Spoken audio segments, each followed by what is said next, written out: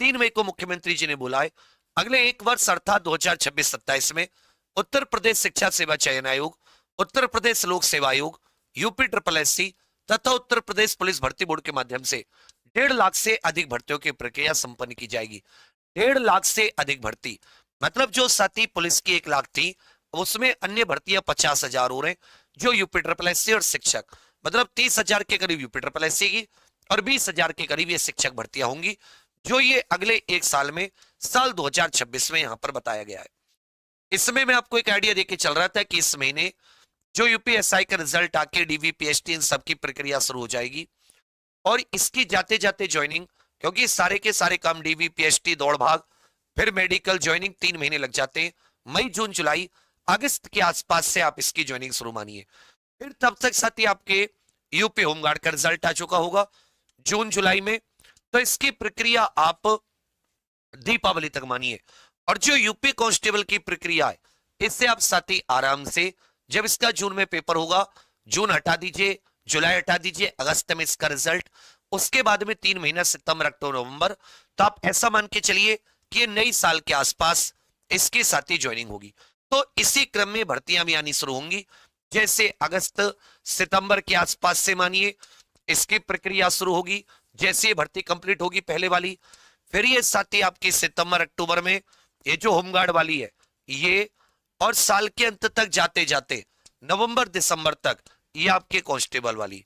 इसी बीच में आप देख रहे हैं कि यूपी ट्रिपल एससी के द्वारा तो लगातार भर्तियां छोटी छोटी पैट के माध्यम से आ रही हैं।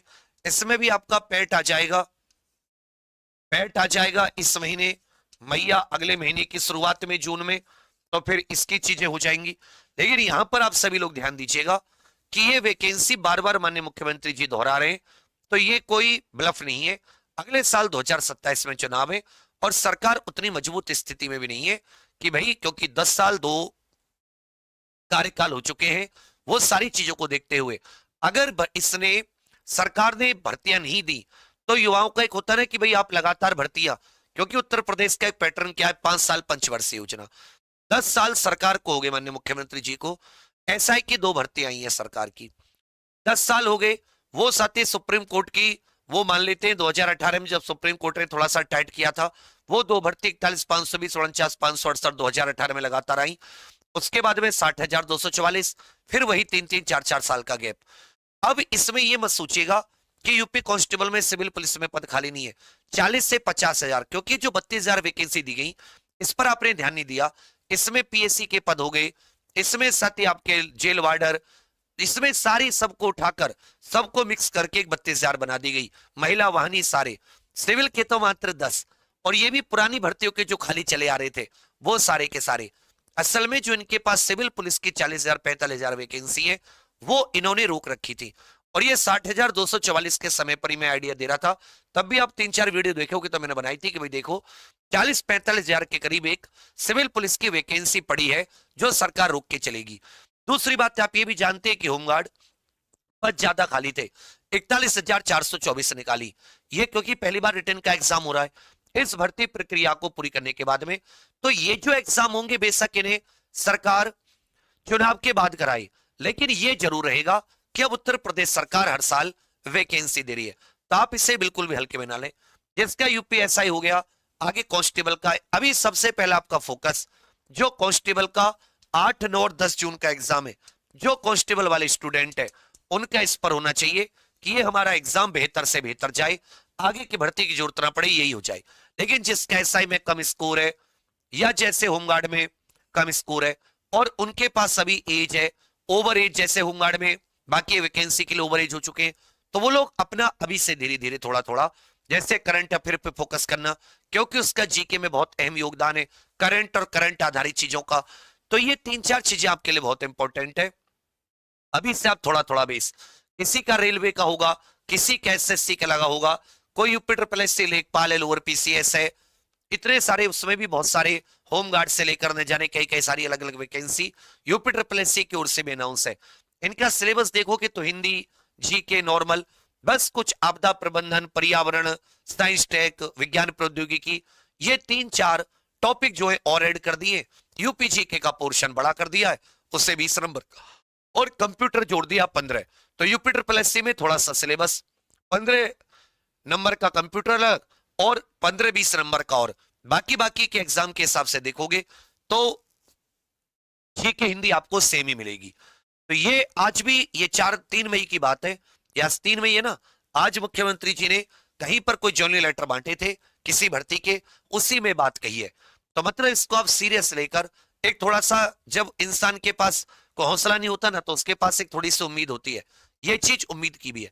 बस इसकी एक टेंटेटिव डेट्स घोषित कर दे, या कोई महीना, जैसे कि भाई किस महीने में किस प्रकार से भर्ती बोर्ड इस भर्ती को देगा, तो फिर आप लोगों की सारी टेंशन खत्म हो जाएगी। आप अपनी तैयारी का देखो एक पैटर्न है, हमेशा याद रखिएगा, जिसकी बेस्ट तैयारी होगी, क्योंकि वो जो चुनाव होता है एक प्रकार से, जो ये एग्जाम, इसको चुनाव मानो कि भाई आप जितने स्टूडेंट्स ने फॉर्म भरा, जितनों ने पेपर दिया, उनमें से कौन कौन बेस्ट है। अब जैसे यूपी कांस्टेबल 4 सब्जेक्ट है, एसआई में 4 है, होमगार्ड में 1 है, ज्यादातर में आपको 4-5 सब्जेक्ट मिलेंगे, तो चारों में कौन बेस्ट है। और बेस्ट का मतलब है, एक दौड़ में अगर आप बेस्ट चुनना है तो जो सबसे ज्यादा मेहनत किया होगा, जिसने सबसे ज्यादा दौड़ सुबह उठकर शाम में अपनी नींद चैन से लड़कर, जिसने सबसे बेस्ट तैयारी की होगी, वही दौड़ मारेगा। ऐसे पेपर है। तो वो ये नहीं कि मैं उठा आज आज मैंने फॉर्म भर दिया, फिर मैं 2 महीने बाद जागा कोई क्लास ले ली, फिर 6 महीने बाद जागा फिर, और मैं पेपर देने चला गया और मैं सोचूं मेरा हो जाए। तो कभी कभी अपने आप को एक सच के पैमाने पर, भाई होगा तो उसी का ना जिसने आपसे ज्यादा मेहनत की होगी। कितने बच्चे लाइब्रेरी को 10-10 12-12 घंटे खपा दे रहे हैं और कोई 1 घंटे भी नहीं जा रहा, तो 1 घंटे वाला कैसे सोच सकता है कि वो 12 घंटे वाले से मुकाबला करेगा। एक चीज और अहम, कि अब पेपर का pattern UP constable, UP home guard, UP SI का देखने के बाद में कांस्टेबल के लिए, तो भर्ती बोर्ड जिन चीजों को हम लोग नॉर्मल समझकर पढ़ाते हैं और जिन्हें हम लोग ऐसा बहुत डीप ऐसा सोच के छोड़ देते हैं, वो उस टॉपिक की पूरी गहराई पकड़ रहा है। अब इसमें ये तो है कि भाई अथाह है, हर चीज का सिलेबस अथाह होता, आप उसमें कितना भी डीप चले जाओ सबको पकड़ नहीं सकते। लेकिन ये हो कि जितना भी, अगर वो पेपर टफ आ रहा है या वो पेपर बिल्कुल उसमें डीप घुस के पूछ रहा है, तो आप अकेले नहीं है उसमें, वो 20 के 20, 25 के 25 लाख के लिए सेम टू सेम है। तो वहां पर आपको ठहरना होगा और ये सोचना होगा कि चलो 25 लाख के सेम टू सेम है, 25 लाख ही परेशान होंगे सबके सब। अब मैं इसमें से कैसे अपने 70-80% का मटेरियल निकालूं कि मैं कम से कम सेफ जोन में आ जाऊं। क्योंकि जब हार्ड है तो वो सबके लिए हार्ड है, वो किसी एक के लिए नहीं है कि भाई आप ही के लिए हार्ड है। तो जिसने तैयारी नहीं की है वो तो 40-45 पे अटक जाएगा, 30-40% से ऊपर वो 50% भी नहीं छू पाएगा। लेकिन अब आपको देखना है कि आप 50 छुए, 60 छुए, 70-80, 75, जितने तक आप पहुंच पाए, तो वहां भी आप सेफ रहेंगे। फिर ओवरऑल कट ऑफ डाउन जाएगी। और दूसरी बात कि जब आपने पेपर का पैटर्न देख लिया, तो अब आपको तैयारी का तरीका भी वैसे बदलना चाहिए। अभी ऐसा नहीं कि कल ही कांस्टेबल का एग्जाम है, 35 दिन है कम से कम। बहुत सावधानी से अगर आप चीजों को लेकर चलोगे, एक एक चीज का टाइम बनाओगे कि भाई मुझे ये मेरा टॉपिक है, ये मेरा टॉपिक इतने घंटे में तैयार होना चाहिए, अब इससे ज्यादा समय नहीं दूंगा, तो उस टॉपिक को इतने घंटे दो, उसी में उसको तैयार करना है, उसी में उसका रिवीजन का अलग से एक बना के चलो। ऐसे मैथ्स कैसे रीजनिंग का, क्योंकि चारों सब्जेक्ट को बांट रहा है। आप ऐसे नहीं कि मैं पूरे दिन जीके पढ़ाता रहूं, मुझे जीके में भी इस चीज को ध्यान देना होगा कि भाई 50% चीजें आपके ऊपर डाल दूं कि भाई मैं पीडीएफ दे रहा हूं, इसको एक बार पढ़ के आओ। 50% में क्लास में, क्योंकि अगर मैं 100% क्लास में कराऊंगा तो बात सीधी सी है कि वो समय ज्यादा लेगी, समय आप उतना दे नहीं पाओगे क्योंकि 4 सब्जेक्ट को बांट रहा है। फिर आप ये भी कि भाई मैं क्या पूरे दिन पढ़ता ही रहूं, रिवाइज भी करूं, तो एक टाइम क्लास और 6-7 घंटे, 3-4 घंटे उसका रिवीजन, और एक टेस्ट लगाओ। 2 दिन में बेशक एक लगा लो, डेली भी ना लगाओ, क्योंकि टेस्ट केवल आपको ये चेक करने के लिए कि आप 2 घंटे में कितना पेपर सॉल्व कर पा रहे हो, कितना आप अटेम्प्ट कर पा रहे हो। तो ये हो गया। बाकी जो साथी अभी से स्टार्टिंग से पढ़ाई करना चाहें, तो साथी हम लोग हर एक थ्योरी को, किसी भी टॉपिक को बहुत बारीकी से, बहुत 360 डिग्री, और ये साबित करने के लिए स्क्रीनशॉट लगा दें। जहां वेरीफाई करना चाहें मैं आ जाऊं, अब मेरे पास आ जाओ, मैं आपको वेरीफाई करा दूं क्या आया क्या नहीं आया। और इसके लिए भी जिगरा चाहिए कि आप अपने से तुरंत के तुरंत स्क्रीनशॉट, तो आप उसको हल्के मत लीजिए कि एग्जाम पर किसी भी तरह से किसी से कोई 19-20 की जगह 19 भी है। मतलब मेहनत हम लोग करते हैं, 6-6 महीने घर नहीं गए, त्योहार नहीं देखे पिछले 2 साल से, ना होली, ना दीपावली, ना रक्षाबंधन, ना तीज, ना जन्माष्टमी। तो कहने का अर्थ है कि हम लोग जब किसी चीज को 360 डिग्री पढ़ा रहे हैं और पेपर टफ है, तो ऐसा नहीं कि वो कतई बिल्कुल नहीं, उसमें भी फिर आपको जो 70-80% का है वो सेफ स्कोर पहुंचाने के लिए उतना मटेरियल आपको काफी है, बशर्ते कि आप उसका रिवीजन कर पाए। एक चीज मैं क्या देख रहा हूं कि मान लो आपने 200 किताबें पढ़ी, 200 किताबों में 50 किताबें आपको आती हैं, अच्छे से याद है, God of small things, my experiment with truth, Godan Gaban, इस प्रकार की 50-60-70 किताबें, लेकिन 130 किताबें नहीं आती। अब 130 को आपने पहली दूसरी बार पढ़ा, कम से कम 2 बार 3 बार और पढ़ोगे तब उसमें से 70-80% हो पाएंगी, फिर भी 130 की 30 नहीं हो पाएंगी। इस चीज पर हमें फोकस करना है। जैसे आज हिंदी के मान लो मैंने 5 घंटे लिए, लेकिन मैंने 5-6 टॉपिक ऐसे करा दिए, इन्हीं को 2-3 बार रिवाइज करोगे तो आपको कोई शब्द विचार उन टॉपिक में से बाहर नहीं मिलेगा। एक टॉपिक को 1 घंटा दिया, 30 टॉपिक है आपके, उनमें मैक्सिमम ऐसे टॉपिक है 30 में से 25 जो 1-1 घंटे के हैं।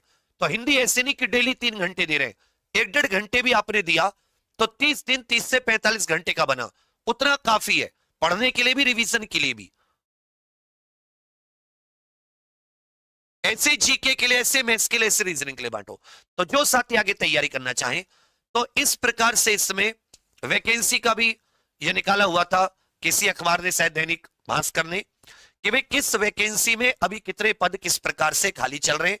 तो 88,000 तो यही बता रहे थे जिला पुलिस में, इसमें 60,244, ये सब के बाद में है ये आंकड़े, 32,000 है भरने के बाद में, तब भी आपके पास यहां पर 40-45,000 वैकेंसी बची हुई है, उसका मैं कह रहा था। बाकी जेल विभाग, कृषि हो गया, ये बाकी अलग अलग विभागों के हैं, राजस्व विभाग, समाज कल्याण, उच्च शिक्षा, चिकित्सा शिक्षा, श्रम विभाग, ये तो वैकेंसी, वन विभाग, वित्त, ये तो अलग अलग है।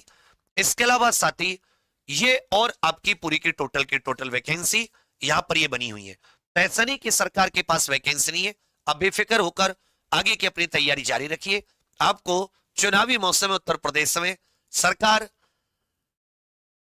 आप लोगों के लिए ऐसा नहीं कि बिल्कुल आंखों पे पट्टी बांध के बैठ जाएगी, उसको पता है कि अगर युवा उत्तर प्रदेश के भड़क गए तो दिक्कत हो जाएगी। और अभी आप 5 साल में लेकर आते हैं, बच्चों को पता है, अब इसको ये बस ये बदलना चाहते हैं कि हर साल भर्ती। अगर आप इनकी अलग अलग तैयारी ना करके आप क्या करते हैं कि आप तब तैयारी शुरू करते हैं जब साथी बिल्कुल भर्ती आ जाती है, कुछ भी उसको कुछ तो तब भी नहीं करते, लेकिन उन्हें पेपर पूरा चाहिए, मुझसे पढ़े ना हो लेकिन मुझसे पेपर चाहिए उन्हें। अबे यार 2 लाख व्यू, 1 लाख व्यूज, 20 लाख बच्चों ने पेपर दिया, 5%, उसमें भी 20,000 सीरियस, लेकिन 19,29,000 को मुझसे पेपर चाहिए। वाह वाह बेटे वाह। तो कोई बात नहीं, तो साथ ही हमारा जो परिवर्तन है हर साल आता है, मतलब कुछ बीच में नहीं भी आया था, पर इसका एक फायदा सबसे क्या है, इसमें आपको अलग अलग कोर्स के लिए अलग अलग परचेज करने की जरूरत नहीं होती। बढ़िया टीम है, एसएससी, रेलवे, अपने UP triple SC, UP police, सबकी बढ़िया 18 मई से इसमें लाइव क्लास शुरू हो जाएंगी, अब से 15 दिन बाद से। और ये इसमें आपको साथी इसके साथ एक करंट अफेयर की और एक स्टैटिक जीके की किताब भी आपके लिए हम लोग घर पर बिल्कुल फ्री डिलीवरी कर रहे हैं, और ये मात्र 299 रुपए का है। तो पैसे की आपको तो यहाँ पे कभी टेंशन ही नहीं, आप बढ़िया से पढ़िए, ये मैंने। तो आप सभी लोग चाहें तो एग्जाम पर ऑफिशियल एप्लीकेशन पर जाकर परिवर्तन से जुड़कर अपनी एग्जाम की तैयारी को आगे बढ़ा सकते हैं।